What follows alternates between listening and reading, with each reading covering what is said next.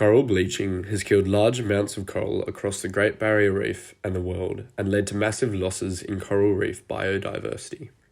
I am currently investigating how temperature changes contribute to coral bleaching and what that might look like in the future as climate change continues. But first of all, what is coral bleaching and what makes corals to bleach?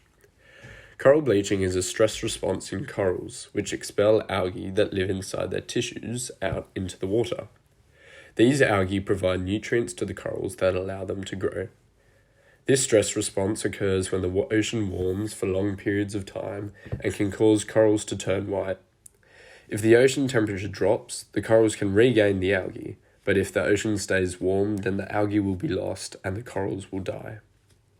The Great Barrier Reef has gone through 3 major coral bleaching events. The first coral bleaching event was in 2016, which affected the northern part of the reef. The second was in 2017 that affected mainly the central part of the reef, and the most recent was in 2020, which affected the southern part of the reef. In my project, I am investigating why the different parts of the Great Barrier Reef were affected differently. I will also be looking and trying to predict what the Great Barrier Reef might look like as climate change continues. Scientists have shown that ocean temperatures will rise slightly to 0.7 degrees Celsius if carbon emissions are low, but might increase even further to 1.2 degrees Celsius if carbon emissions continue to be high.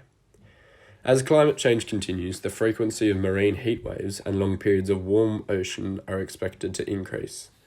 If carbon emissions are high, then heat waves will be 50 times more frequent than they were in 1900, but even under low carbon emissions, marine heat waves will be 20 times more frequent than they were in 1900. In my project, I will be trying to look at what these changes might mean for corals and try to determine how much coral bleaching might occur.